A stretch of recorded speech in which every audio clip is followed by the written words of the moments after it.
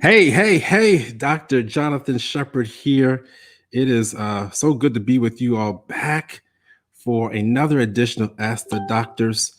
I'm just getting myself set up here. Missed you all last week.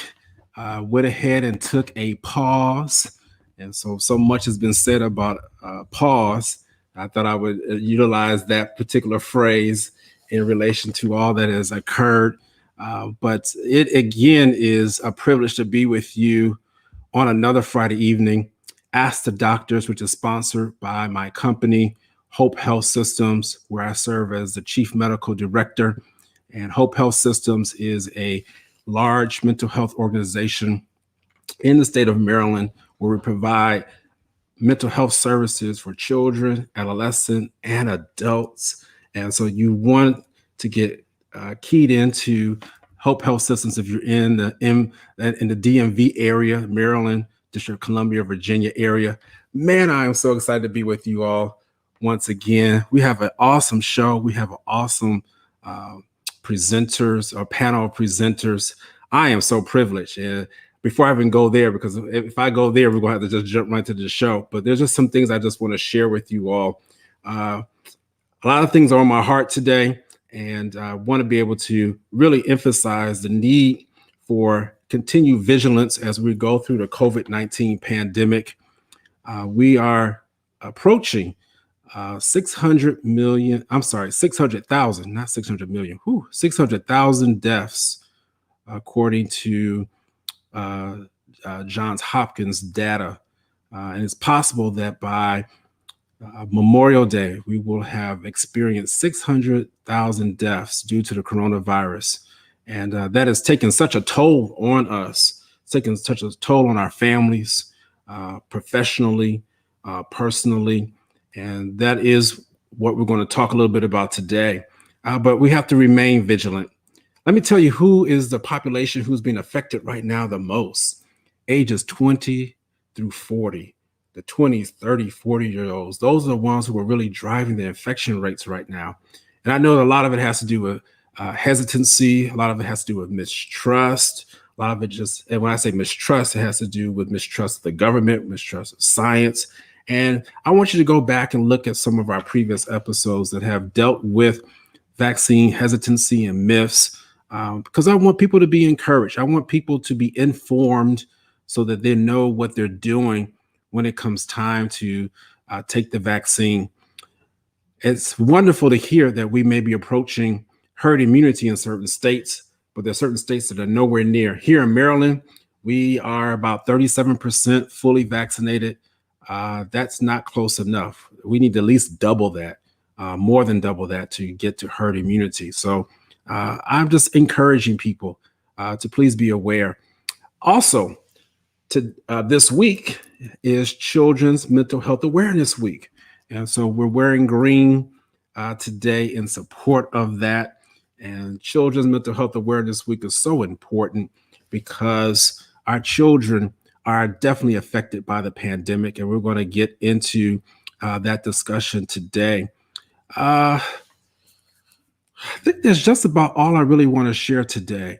I think some other things I will share as we go into. I do want to, and I'll do this again at the end, I do want to wish all those mothers out there a happy Mother's Day. This is Mother's Day weekend. A different Mother's Day weekend than last year for me, because I'm actually able to have my parents here with me.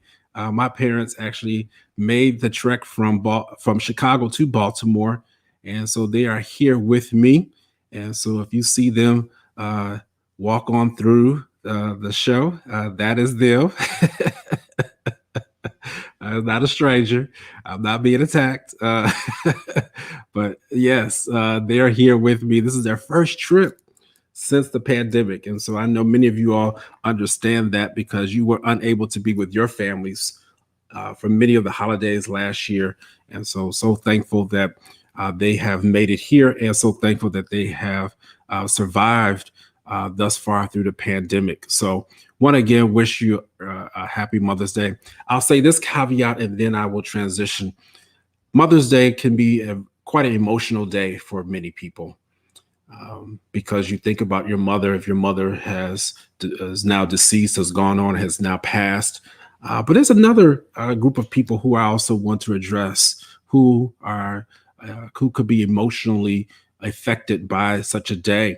I was reminded that there are people out there who have suffered miscarriages, who once thought they were about to become a mother, and for whatever unfortunate incident, they no longer were able to carry the pregnancy through. Man, uh, when I was reminded of that, that really struck a nerve with me and it resonated with me. And so I want to let all those mothers know out there, or future mothers, that you have our support, you have our prayers, you have our best wishes. And I pray that you will be able to carry a pregnancy all the way through, or whatever means that you want to be able to do. That just really hit hard this particular week when I was reminded about that. So just wanted to put that out there. This show today should be able to help inspire you, encourage you. I told my friends earlier that I had a lot to say, and I think I'm going to cut it off right just there. But it is so good to be with you all once again. Thank you, Chris. I'm just going to acknowledge a couple of people out there. Send me some comments. Let me know that you're watching. Thank you, Chris. Thank you, Letitia. Yes, yes. Dr. Marilyn Griffin, who is a regular on here. She is out there. Yes, yes. And she says hello to my parents. Thank you so much. All right. It's time to get this show rocking and rolling. I have some incredible people with me, people who I highly respect, who I really am privileged to work alongside with in the field of child and adolescent psychiatry. I'm ready to bring them on. So please, as they're coming in, send some comments. Share this. You want to share this particular video. If you have a child who has been negatively affected, or you are concerned about because of the pandemic, you need to watch this show. You need to share it. You need to text somebody, let them know to get on right now. I also want to acknowledge all those people who will watch the replay. We have triple the amount of views after a show goes live. So I'm never worried about the live viewers. I love you all. Please continue to do that. And I want you to join in with the replayers. Yes, yes, yes, yes. Oh, my presenters are smiling because they know I want to make sure that everybody feels welcome. So yes, yes, yes, yes. All right. Let me go ahead and present. I want to present this person first because I've known her the longest of the two. And so she's going to come on. This is Dr. Sala Webb. How are you doing, Dr. Webb? Friday greetings to you, Dr. Shepard. Thank you. Friday greetings to you also. How are you doing there in Arizona? We've had triple digit weather this week in Phoenix, Arizona. Oh, So we're just about right on track, I guess, where we usually are. We go from winter, and then we may have a couple brief blinks of spring, and then we jump right head first into summer. wow. Wow. Well, it's something like that here. Well, in Maryland is not summer, but we are experiencing some cooler than normal temps, and it's Uh-huh. raining. Yeah, it's in the low 60s, actually in the 50s right now. But I don't pass out. Yeah, and so watch. The next time we come on, it'll be 80s, 90s, something like that. Isn't that something? But yeah, so tell the people a little bit about what you do. Let our listeners know about the phenomenal things that you're doing. Well, thank you very much. As Dr. Shepard mentioned, I am Sala Webb. Currently, I serve as the Chief Medical Officer for Behavioral Health at the Arizona Department of Child Safety. And one of the main reasons that they brought me on board was to help create a Medicaid health insurance plan for the Arizona kids in foster care. And I'm very happy to say that from April 1st of 2021, our integrated Medicaid-based health plan has gone live for the Arizona kids in foster care. So very Wow. happy about that. And I know Dr. Shepard and my other counterparts here this evening are still doing direct patient care. But I am also a child and adolescent psychiatrist, but I am more active in the administrative system of care realm, particularly the Arizona Medicaid system. So as we get into the meat of the discussion this evening, I'll be sharing that perspective with the folks here today. So very happy to be here. Thank you so much, Dr. Shepard.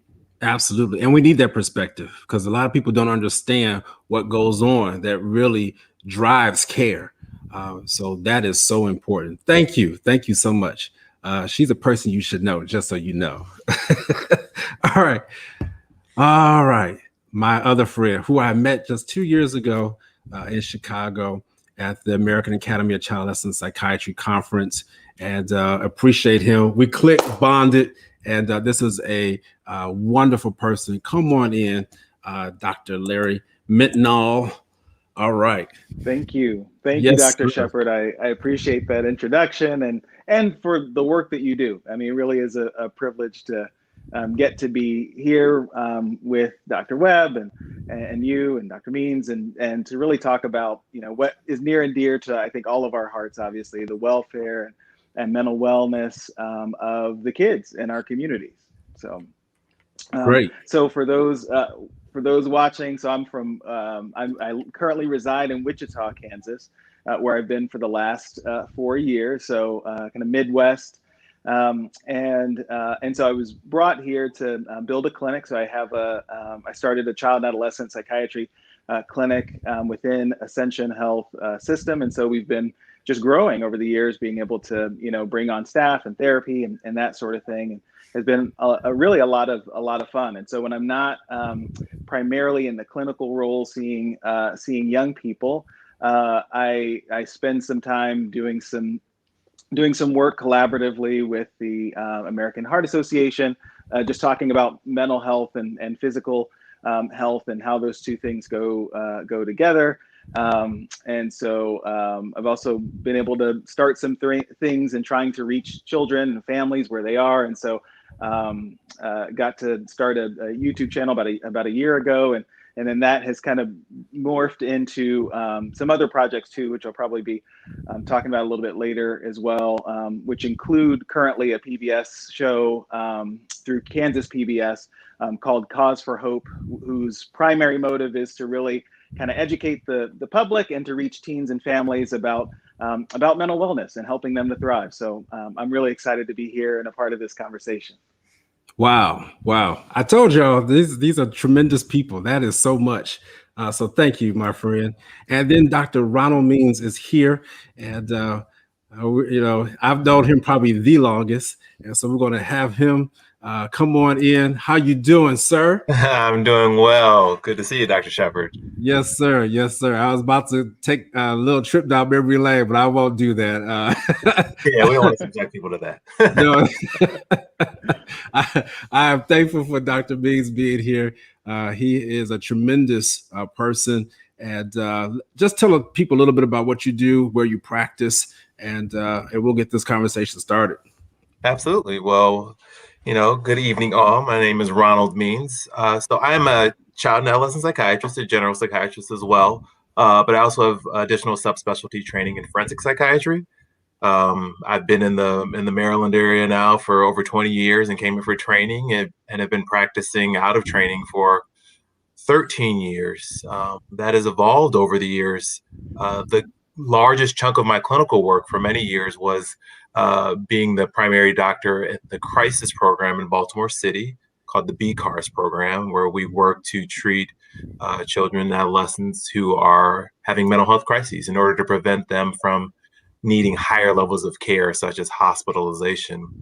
But as I've gotten a little older and time has passed, I've taken on more administrative tasks. So for the past couple of years, I've served as the Chief Medical Officer for Catholic Charities of Baltimore, the Family Services Division, which the BCARS program is under, but also a number of other mental health programs for children and families, including a residential treatment center, a therapeutic school, as well as a number of outpatient mental health clinics around the state. And that's what consumes my time. Wow. Look at this. Chief Medical Officers, all three of you all. I mean, this is phenomenal. You have 3 Black male child adolescent psychiatrists on one platform. That in itself is history making. And then to have 4 accomplished child adolescent psychiatrists. Thank you for being here. I wanted to say, kind of reset the room, as they say. I want you to please share, please like this. We're about to jump now into the conversation. You hear our panelists are well informed. They're able to share with the different questions that we have. So I just want to set the tone. I'm going to start with you, Dr. Webb, first. Just give some insight as to what you believe the current state of mind of our children are. And you can go right there, be there in the Arizona region or even across the country. But just give us some insight as to what you have seen in our children since the pandemic started. Since the pandemic started, so I'll share a couple of thoughts I have to share on that topic to get us started, Dr. Shepard. Unfortunately, since the pandemic started, we have noticed an increase in a number of specific metrics when it comes to our youth population here in Arizona. And one of that is unfortunately increase in overdose and suicide.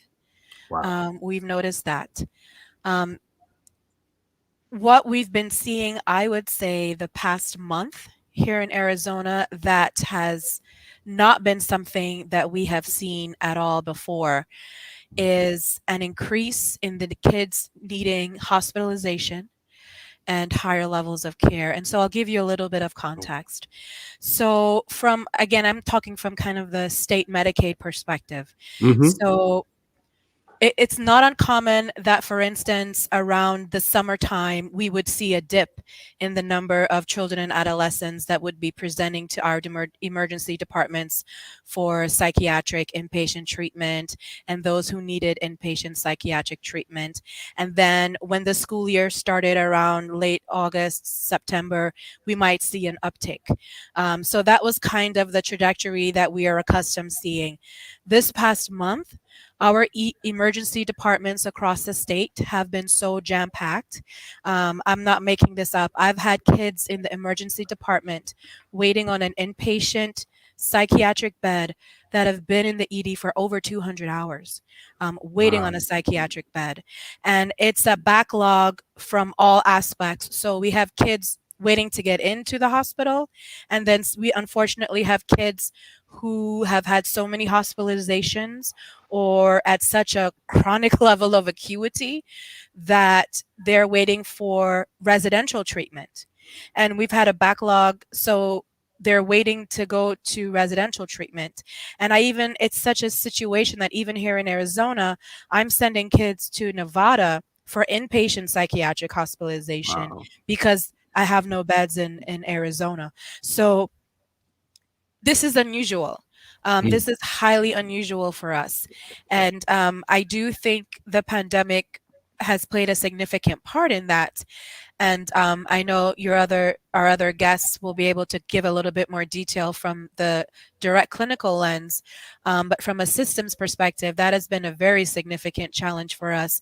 And in talking with some of the psychiatrists and clinicians that are working in our emergency departments, I mean, they're doing the best they can starting to treat some of these kids. So, we have a kid that might be there for a week and again, that's not a treatment setting, right? So it's everybody moving in and out of the ED, but okay, maybe we'll try and adjust some medications.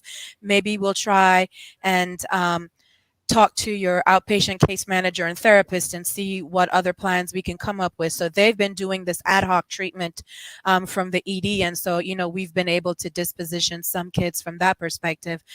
But some of them are really that sick that we are waiting for inpatient. And again, the other thing I wanted to point out is I unfortunately have also seen an increase in overdose substance use. I think, and I don't know if this is true everywhere else, but something I've noticed here in Arizona is that for adults, it is a little bit easier to get into some type of substance use treatment program, whether it's residential, whether it's an IOP, intensive outpatient, whether it's evaluation for medication assisted treatment or something like that. But it's not that easy on the adolescent side. But I think we're not asking for it, we're not looking for it, we're not assessing for it, and I think we're missing kids until they present to the ED intoxicated or to our ICUs on a vent, and by that time it's a little bit too late. Wow. Wow. What a powerful start. Dr. Larry Mutnow, go ahead. Tell us, what are you seeing in the Midwest? Thank you.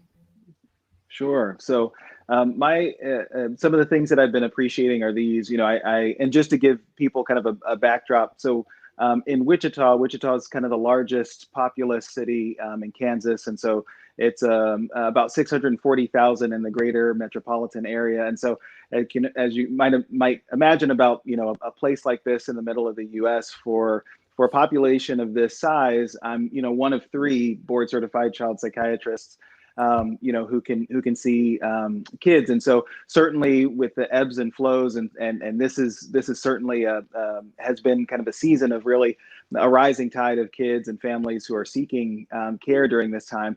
It's been really hard actually to kind of keep up with the demand.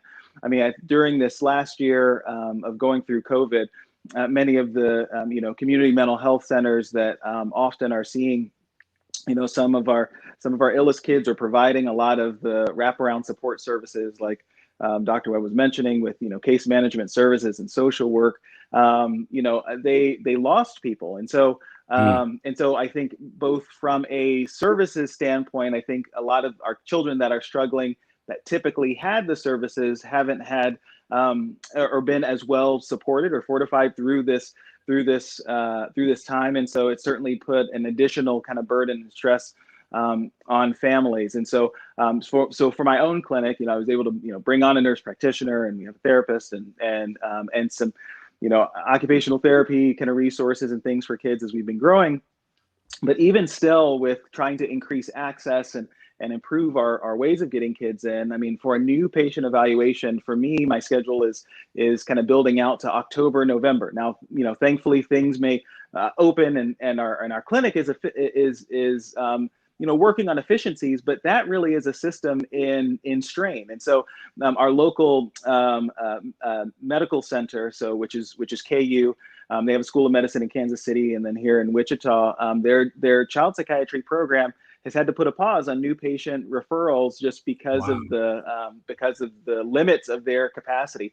So again, that means that really of the 3 of us that remain open and trying to get these kids in, really there are only 2 options if parents are looking for a board certified psychiatrist. So that's one kind of angle which has been difficult to navigate, and I think has caused the community to have to think really creatively about how do we reach families where they are, how do we support our colleagues in family medicine and pediatrics on the front line too, to help them, to help us too in really giving good care to the kids that we see. Recently, there was a newspaper article by the medical director of a pediatric ICU in the University of Kansas Health System. And so he was quoted as saying, throughout this year, there have been thousands, not hundreds, but thousands of kids that have been missing from yearly wellness exams. All right. So, I mean, which sounds, maybe to certain people listening, that, is that, how big of a deal is that? Well, you can't catch what you don't see. And so, if we're already having a hard time, with managing the kids who are identified, we're also missing out on, on ways of capturing maybe some other kids who might be flying just below the radar, and certainly maybe in positions where they have kind of less oversight, less supervision, depending on what their school kind of setup looks like. And so maybe I'll end my brief summary with this on a lighter note, which is, as I was mentioning, some of the early signs of or kind of small successes through this have been just the number of agencies, both through the state and private means, really trying to come together. I mean, I don't remember a time, at least in these last 4 years, where I've seen as many public service announcements and flyers and people going to the school system and trying to come up with free programs to equip people in the community, teachers and clergy, and to really try to understand, depression, anxiety, and help bring messages of hope and support and helping kids to get connected. So despite how overburdened the system is, I think our community's been trying to be responsive to that as we're playing catch up to catch these kids. Thank you. I mean, that's a good balance of how you describe that. And I like what you all have shared thus far. Dr. Means, jump on in. Tell us what you are seeing.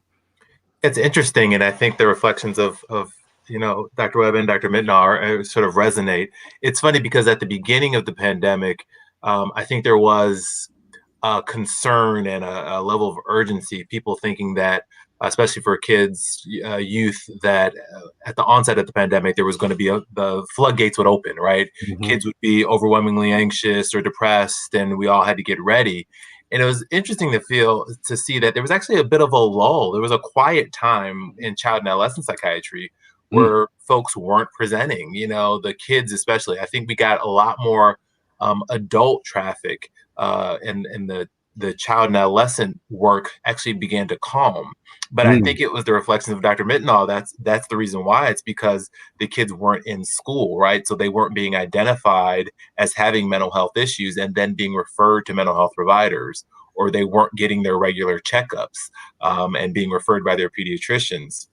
So what we're seeing now, as this has gone on, is you're seeing this much more ill population of kids. They're now seeking services, and they're now flooding the clinics and flooding the ERs and the inpatient units. I feel for you, Dr. Webb, because I was just on the phone today about one of the kids in our residential center who is on his second ER visit in 2 weeks.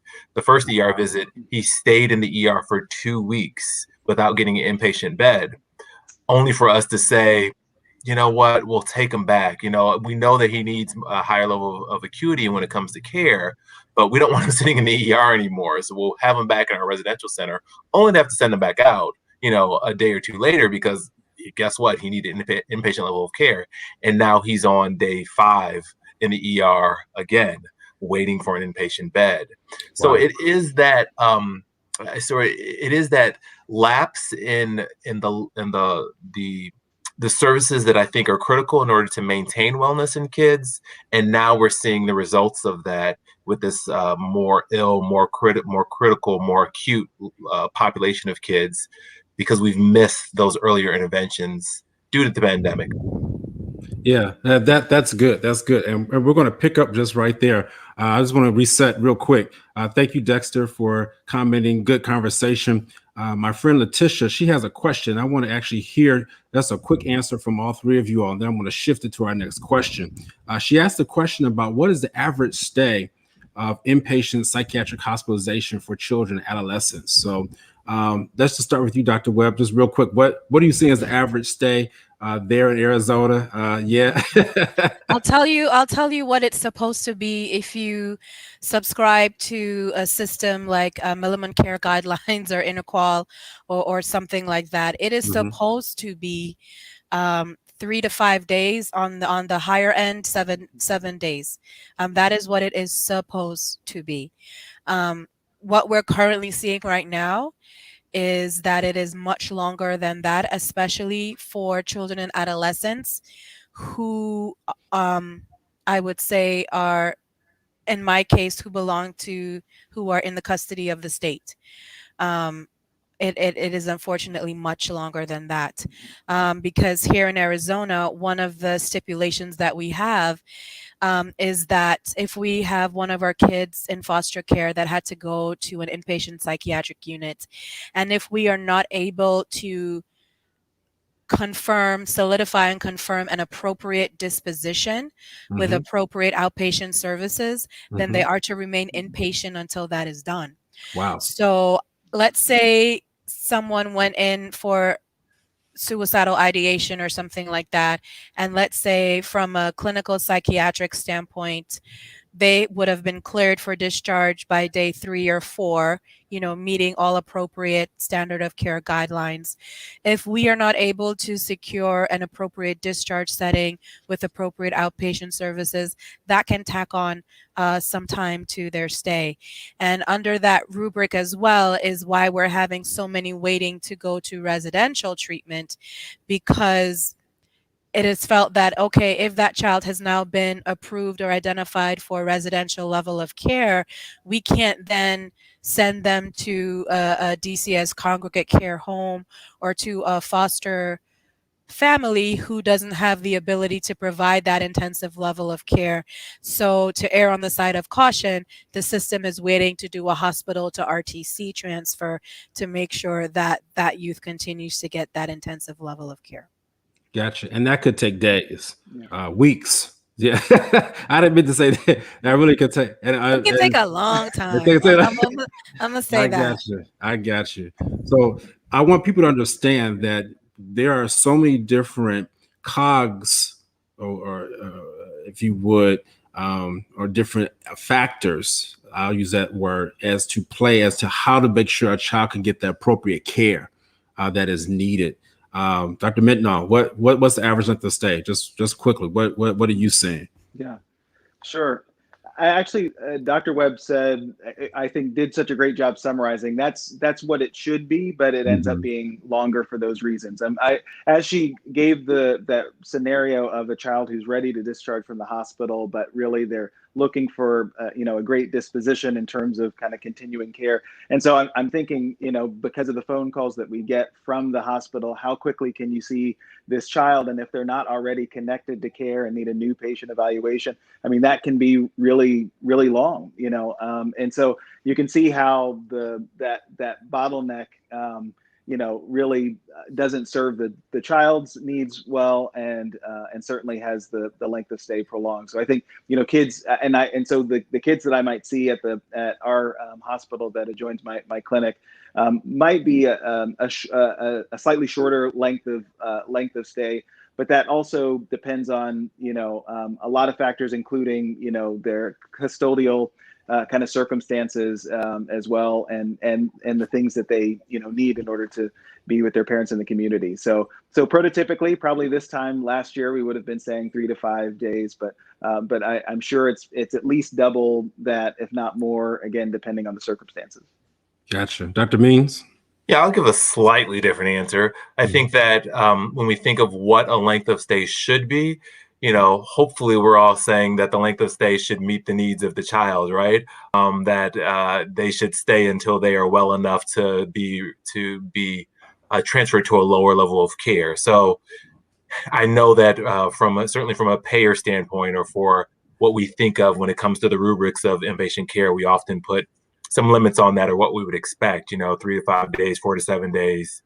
But, ideally, when we're sending kids for inpatient care, we should be sending them in order to get the care that they need, and not so much keeping in mind how many days precisely that should be.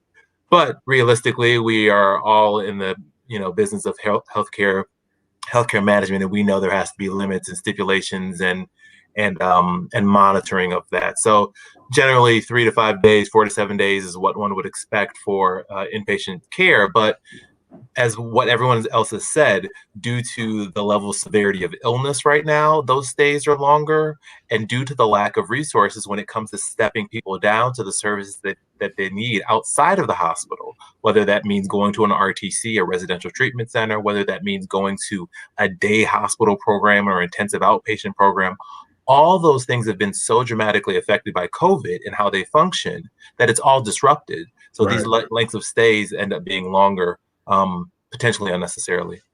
Gotcha. Yeah, and there's just everything has been affected by the COVID-19 pandemic. Our hours that we work, the volume, even our salaries have been affected by that. So let me now ask this question, because this is the question that I'm getting from parents, and this is the question that drew some people even to this show today. People want to know, will my child bounce back from the pandemic? That's what people are asking. People want to know, how can I assure, if that's a good word, that my child will bounce back from the pandemic? And I want to hear from you all. I want to hear from you, and I want to even hear from our audience. Please share with us, what some of your concerns. Dr. Webb, you're up first. This is quite a question. Yes, will my child bounce back from the pandemic? And you can lead from any way you desire. I will say, if I may rephrase it a little bit differently, Absolutely. I would say there are things we can do to help the likelihood that children will bounce back from the effects of this pandemic. Mm-hmm. And as you know, Dr. Means and Dr. Mitnall have been saying, the current resources have been a little strapped when it comes to mental health services around the country, but I don't think that should deter anyone from seeking them, because Good they're point. still available. There are many, like for instance, here in Arizona, there were many flexibilities that we made in the Medicaid system, as far as allowing more codes to be billed via telehealth or telephone services, those sorts of different things, laxing on some other stipulations to make sure that people get care. Excuse me. Enhancing our crisis mobile teams and different things like that. But I also want to say that, as child and adolescent psychiatrists, we know that part of resiliency in faces of challenges like this one is making sure that the youth is surrounded by adults who can model that for them. So I think if we want our kids to be resilient at this time, we have to make sure that we as parents and caregivers and their adult community are also taking care of ourselves. And that we are doing what we can, within our means and our ability to take care of ourselves, make sure we're eating right, we're watching our stress, and that we're communicating with our youth. And I think that is something that we often take for granted, and we make assumptions that, either they don't understand or either they wouldn't care. But I think we do have to be transparently and openly communicate with them. And it may be okay to share with them that you might be concerned about something or worried about something, so that they can see your humanity and also see how you are dealing with those stresses as well. Absolutely. So resiliency, the capacity to bounce back. And so, come on, Dr. Midnaugh, what capacity do our children have to bounce back? Will they bounce back? Yeah, I like the focus that Dr. Webb added, and I agree. I think one is carrying forward the message that there is a cause for hope, and that our treatments really do work, and not to be discouraged from individuals and families kind of seeking the care that they need. And her point too about us being able to model to our kids that in times of imperfection and we can't maybe have all the things that we want, that adults can rally together to serve the needs of our kids and to try to provide that community. I think one of the things that teenagers, the teenagers in my clinic would have said to me a year and a half, 2 years ago, is that Dr. Mitnall, I can live my life virtually. I mean, I can live on TikTok and Snapchat and Discord, and my life is fine. And what we learned is those teenagers were actually the first ones to say, hey, I need to be with you in person.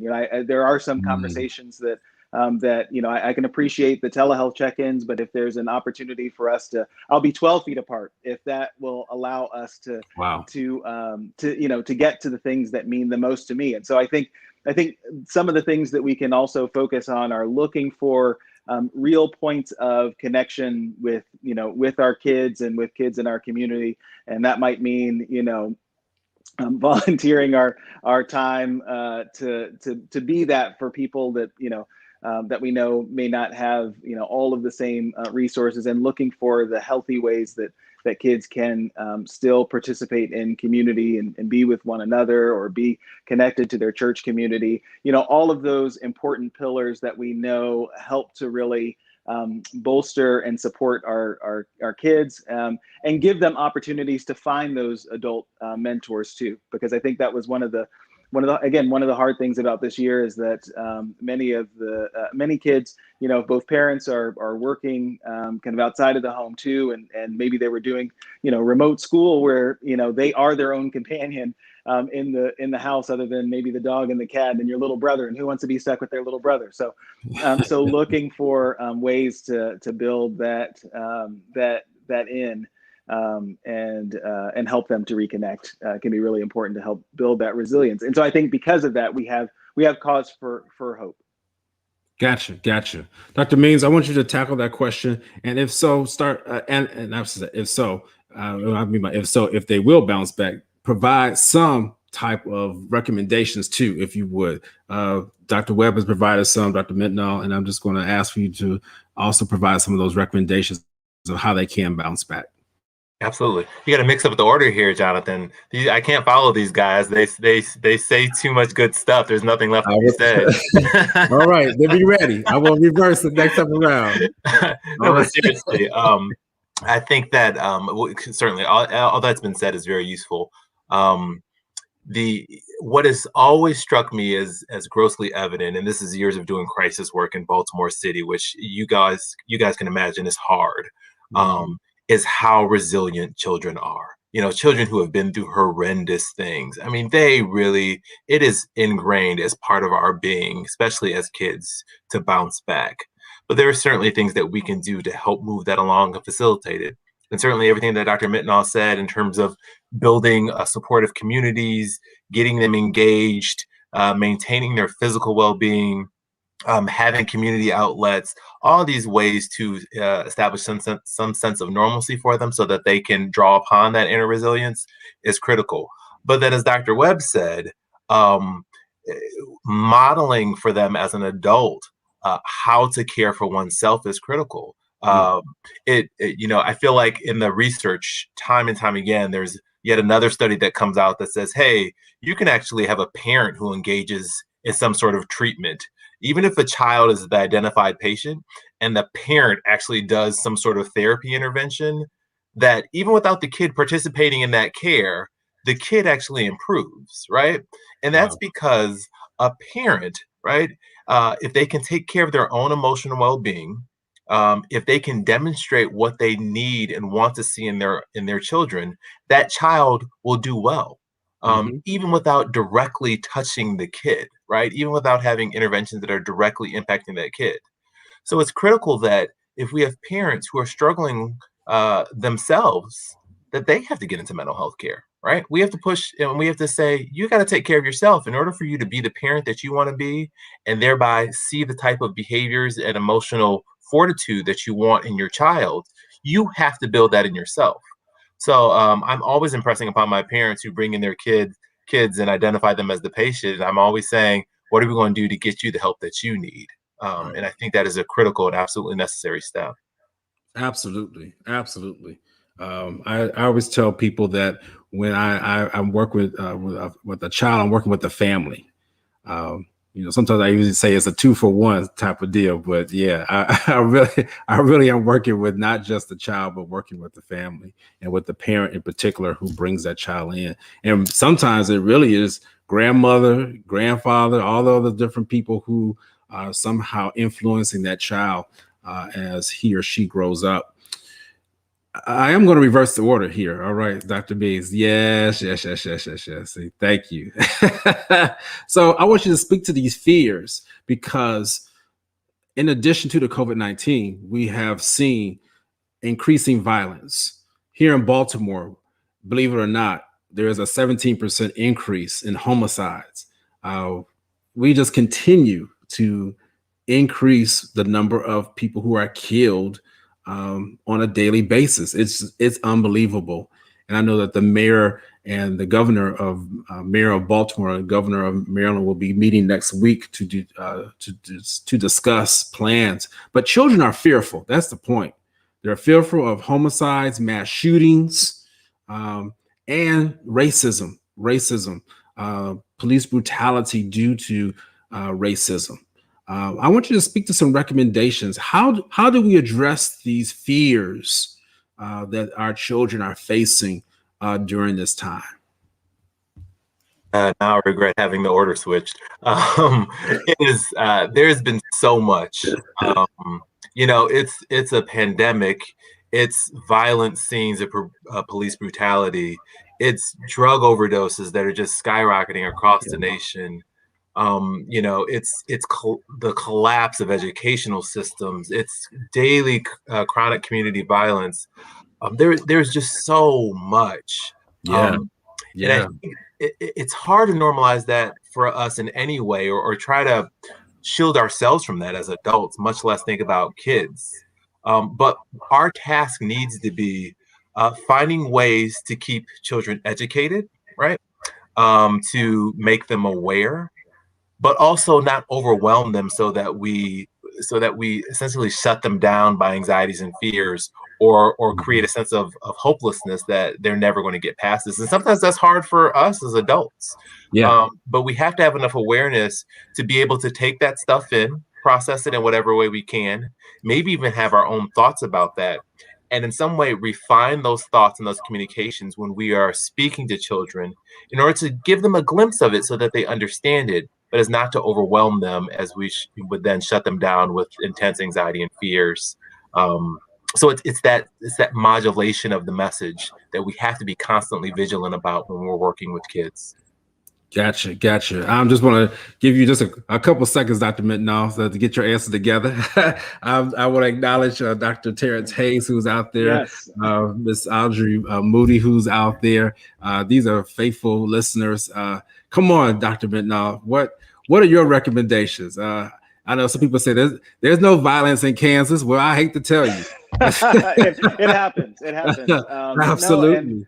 And I think sometimes those are the stories that get amplified the most, and certainly that carry the day. Often are the really heartbreaking stories of either premature tragedy of a youth dying due to one of these methods, or a story about mental health that always that tends to push towards putting it in a dim light, or using mental illness as kind of the explanation for all of these things. And so I'm going to steal Dr. Means' terms of refining that message, and I think one of the ways that maybe families could think about doing that too is, we know that we're surrounded by a 24/7 news, cycle, and some of it is informative, but some of it maybe has an orientation more to entertain and maybe allow us to be absorbed by something. But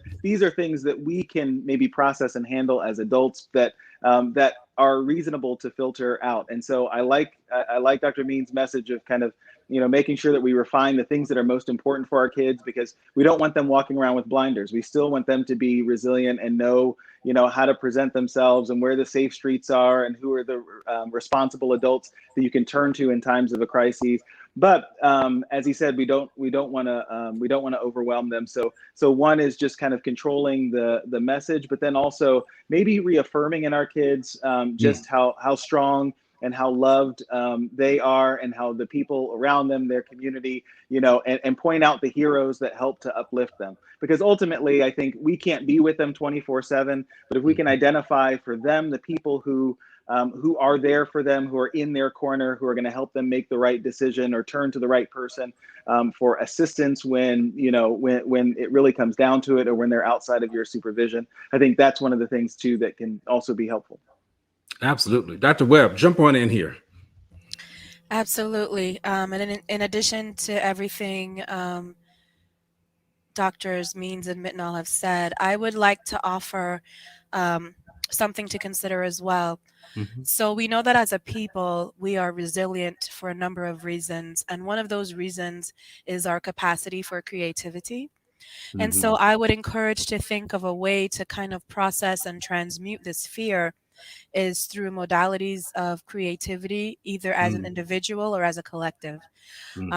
So ways of expression, because sometimes, and especially even in therapy, working with young people, sometimes something comes out more in a creative modality than in just a discussion or a conversation. So whether that's visual arts or poetry or song or dance, and then sometimes doing that as a collective group constructively is also a way for some of that catharsis, and then moving towards now doing something with it.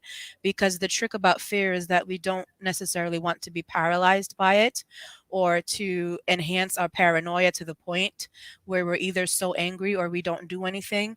So to figure out a way that after, our community and our parents have reframed and refined that message for us, and we know that they are supporting and holding us, that then, have a way for the youth to process it creatively and then do something with it. So I would kind of just offer that as kind of another way to consider moving through the fear. Wow. That is so important. That's very impactful what you just shared. Because so many times we see how our youth are misunderstood. Now I'm talking about youth of color, children of color. They are misunderstood. There's never one way to be able to educate a child. All right. I've learned that. I've learned that even through my practice. I remember that even when I was in school, there was just people who they just learn differently. Our people tend to be more visual, more hands-on. Some people, they just can just listen to something, they got it. Some people need to read it and they got it. Some people need to see both. I was one of those people, I just need all three, Yeah, I mean, it's just, sometimes I was a little slow, but once I finally got it, I got it. But you have to have those type of people who are going to invest and take the time for our children and for parents, for those of you all who are parents out there, that especially if you have more than one child, that you can't treat the one child the same way as you do the other, because that child is different. Each child is different. And so it's just really something that you said right there, Dr. Webb, about creativity. One of the things I just learned too this past week is that with schools being reopened, many of the children are not back in school. So there are much smaller classes. And what has been amazing is that those who needed a smaller classroom setting, they're doing so much better now. Now, that's a whole other topic, but it's amazing though how they have just improved because they have more one-on-one attention. They're able to express that creativity that you were talking about because someone actually has now invested the time to be able to hear what they have to say. And that is so important, especially when our children are suffering from a mental health disorder. And so a mental health disorder means they're not functioning properly. And so we see that in their sleep patterns, we see that in their eating patterns and their irritability. So this has just been so remarkable. I have a principal who's on the line right now. She's been featured by CNN, Principal Carlidia Thompson. So get ready. You coming? I got an invitation for you. I know I've been saying it publicly, but I got an invitation for you next month. So just get ready. All right. And so just get ready to say yes. But she's been talking about how teaching children the social emotional learning competencies helps to build their confidence, which they will foster into adulthood. So what I want to do in these closing minutes, because these wonderful child adolescent psychiatrists, man, I tell you, I'm just privileged. I mean, I just feel smarter being around them. I want to hear about what they're doing personally. We need to know that there are people out there who are not just talking the talk, but they're actually doing the work. And that really is what led me to ask these three child psychiatrists to be on this show today, because they're doing the work in the community and they need to be highlighted. And we need to see people, if you are a person of color, you just see people who look like you, who are actually doing the work, who can speak about the language and help be able to provide for you the recommendations. And so, Dr. Means, I just want you to tell the people a little bit about some of the work that you do. I don't know if he mentioned that he is a forensic psychiatrist. I don't think he mentioned that. The boy is bad. I'm sorry, the man is bad. Come on, Dr. Means. Tell us a little bit about what you do. Yeah, so I mean, because I, have subspecialized in a number of areas, it allows me a lot of variety in terms of the work that I do, which I really appreciate. I mean, I think I went into it knowing that I had varied interests and I wanted to be able to work in all those areas.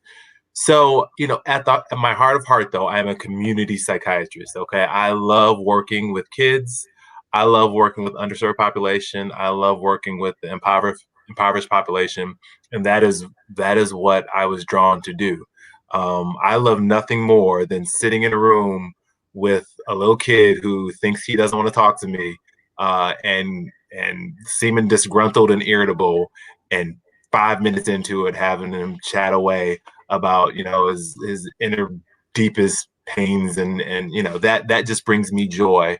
And also working with that family and in order to help understand their own child and help them communicate better. So at my very basis, that's what I love to do. But as I've progressed in my career, as much as I love the individual impact with patients, I've also realized too that I have a capacity to help influence systems of care, that I have the capacity to do larger administrative work that can impact thousands and thousands of patients. Okay, so I wanted to lend myself to that and offer my perspective, right, as a Black man, so that hopefully, as part of that larger work, I can do some work in righting some of the wrongs that are built into the system, just by offering my perspective.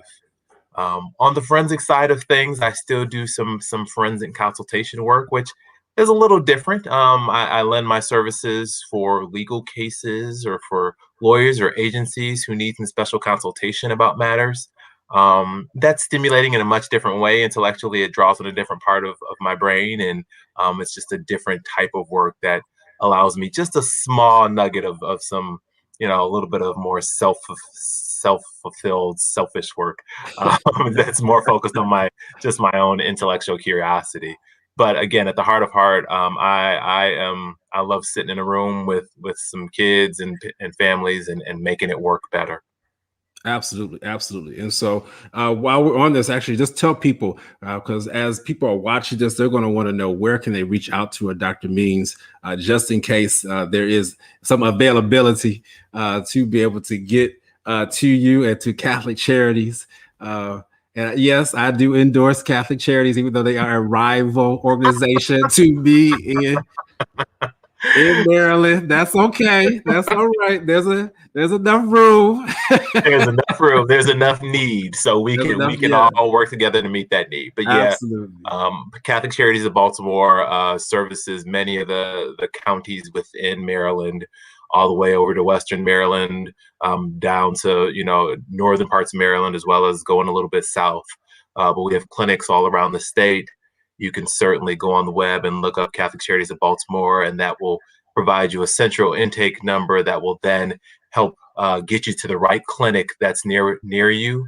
Although everything's near you right now with telehealth, right? It's changed the way we work. But as we begin to move towards more in-person care, we can get you to a clinic that's nearby you, so we can help get you the care that you need in order to make you more healthy.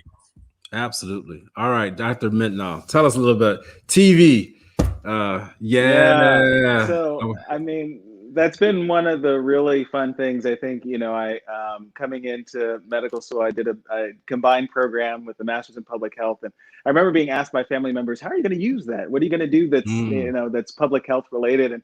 And so it really, from being active in social media, kind of prepared the way to be able to do this. So we're on episode 3 of my show Cause for Hope. That'll air. The 3rd episode will air at the end of this month, where I get to interview a Division I basketball player here for the Shockers, Dexter Dennis, who took an indefinite kind of leave of absence from his season for his own mental wellness. And so talks about his journey and how NBA players hearing their stories helped to empower him to be able to tackle it. And now he's back on the court and leading the team and doing a really great job. And so, I think that I love that part. It's something that I didn't kind of plan to be a part of, but it's actually much more fun. And I can see why you enjoy hosting these. You get to uplift other really great voices too, who get to speak to Yes. resilience and coping in the face of adversity. And so, anyway, so it's a 8 part series, and it'll wrap up at the end of this year, and then we'll get to see kind of what happens next from there. So maybe a season 2, who knows? But I'm just having fun in the process, and hopefully giving a voice to some of the themes and topics that we've been talking about here. And tell us, where can we find that? Sure. So on my, I post all the episodes also on my YouTube channel, which is just, Dr. Larry Mittenall. So youtube.com/Dr. Larry Mittenall, where you can find all of that. Wonderful. All right. I encourage you to go watch. I did watch the first episode, I believe. Actually, he was highlighted in ACAP news clips. That's actually what drew me first to it. And so ACAP stands for American Academy of Child Adolescent Psychiatry. And so I said, I know him. Oh, man, that's my friend. Oh, man. Yeah. I said, wonderful. Next show, I just reached out. I just love it. I just love it. Oh, man. And he did an awesome job. And I believe you're talking about suicide in that first show. Yeah. I'm telling you, it's stuck with me. Yeah. Awesome. I was highlighting a really great program too, Suspenders for Hope. It's a free online program for educators, teachers, parents, anyone concerned, that can help them learn how to recognize the signs and symptoms, and also know what some of the kind of national resources are to help people get connected to care. So I really like that. That's great. That's right. Give that name again one more time of that resource. It's called Suspenders for Hope. So if you just Google Suspenders for Hope, it'll pop right up. All right, Suspenders for Hope. That's great. Wonderful. And last but not least, Miss Wonderful. And we want to wish her a happy Mother's Day. This is your first Mother's Day, I believe. And so absolutely. So save the best for last here. Come on, Dr. Webb, tell us a little bit about some of the wonderful things that you're doing. Thank you very much for the kind words, Dr. Shepard. And I am currently not in direct care, nor am I on TV. However, I get asked a lot from folks, do you miss doing direct care? And one thing I say to people is that I use my clinical skills every day. Because I tell you what, there's nothing like walking into a corporate meeting that is no different from a process group. And if you can't figure out the power dynamics and, have a quick rundown in your head of the different personality clusters and how, unfortunately, yes, for anybody who knows me now that's watching this, I am managing you in the meeting and you just don't know. But anyway. Come on here.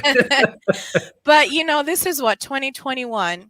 And, if there's anyone listening, whatever field you're in, whether it's medicine or not, I encourage you, as Dr. Means was saying, if there's a way to get into administration or to get into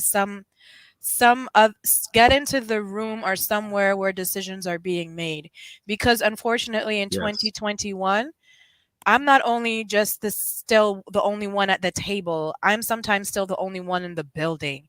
And that is, we should be past that now. I still get white mansplained and, all those different things, but at least now we're at the table. Now I can start to call attention to things. Now I can start to speak to things.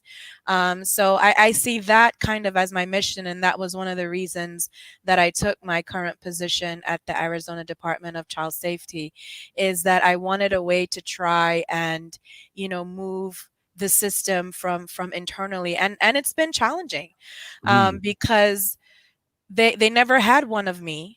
So I had to kind of not only educate internally at the department about what I could do and how I could be of service, but then I also was there for the big role of helping create that health plan to serve the kids in foster care.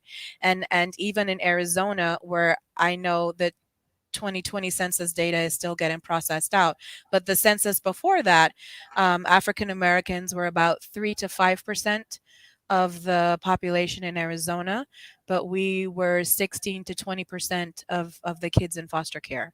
So disproportionately represented. So just a little shout out to anyone wherever you are. Don't be afraid to jump in, and don't think that you're not qualified, because your experience that you have, your perspective, that automatically qualifies you to be a voice at the table. Huh. That's what I'm talking about. Close it out just like that. Thank you. All right. If you felt just a little bit bad, you should feel a little bit better. I know I do. Thank you. My voice matters, so I'm glad to be at the table. And let me just tell you, it's been a tremendous pleasure to have all three of you all. You all will be back. I would love to do a show at ACAP. And see, I don't know if all of you, I'm not going to put you on the spot to see if you're going. I already know Dr. Webb is going to be, she's upper echelon now with the second. She's the secretary of the assembly. Yes. And one-handedly, I'll leave that alone. But we're so thankful for her leadership, even in the American Academy of Child Adolescent Psychiatry, which we all four of us are a part of. And our annual conference is coming up in Atlanta. I would love to do a show while in Atlanta. I don't know if you all plan to be there. I'm not gonna put you on the spot, but I'm looking at some of these faces. I'll be there, Dr. Shepard. Stop asking. All right. Me too. I'll be there. Wonderful. I do plan to be there. I am going to present this time this year. Yes, in October. I think one of ours did get rejected, but one of them did get accepted. So I would love to do a show. That's the point. And to do it live from Atlanta, to have you all back on. This has been tremendous. I want to do this again because we're going to do a check-in to see how things have fared for our children coming back into the schools. I think, Dr. Means, you really hit it on the head when you talked about the lull and our children flying under the radar. I hadn't thought about it the way until you just presented the way in which you did. And with the schools opening back up, it's going to be interesting because there's going to be children who's going to be scared to go back into the classroom, just like there's adults. And they're talking about the pandemic anxiety. How do we recover from being isolated? How do we recover from the different things that we suffer? How do we recover from the loss that so many of us have seen and witnessed? So that's why we're going to have to come back and, again, give some more tips and from our different vantage points. This has been excellent. Hope Health Systems is a large mental health organization, yes, where there is plenty of need in Baltimore. And I'm so grateful to be working with them. Dr. Means, has been 10 years, believe it or not, that I have been with Hope Health. So I'm gaining in tenure. Yeah, he still got me now, but I'm coming. We're still the same age, though, so don't. I just had to get that in just one. But yeah, a good friend of mine. I really do appreciate all three of you all. And so Hope Health Systems, 410-265-8737 if you're in need of mental health care, hopehealthsystems.com. You can go to our website and you can do an intake right there on our website so we can get the process rolling. If you're in need of mental health services, your children, you've listened to what we've said today, and your child is in need of mental health services, you're in this area, Maryland, Virginia, District of Columbia, will be glad to service you. All right, panelists, please hang tight. I am going to go ahead and sign off here. This has been excellent. Please share. We've had steady numbers throughout, which is good, which means that people were engaged. That means that people were listening.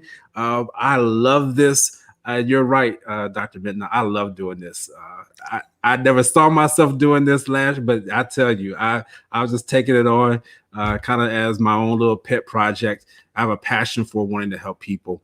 So again, we'll see you next week. Next week, we plan to talk about the global impact of COVID-19. And I plan to have guests from Brazil. I plan to have guests from another country yet working on that. And so we want to hear how the COVID-19 pandemic has affected not just the United States of America, but literally has affected the whole world. And so we will talk about that on next week. Thank you all again. Please be safe. Please be vigilant. Please get the vaccine. All right. Take care. Panelists, hold tight.